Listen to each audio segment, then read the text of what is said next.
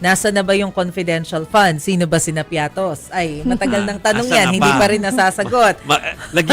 Nag-year-ender kami ngayon, editing. Sila, yung grupo ng year-ender.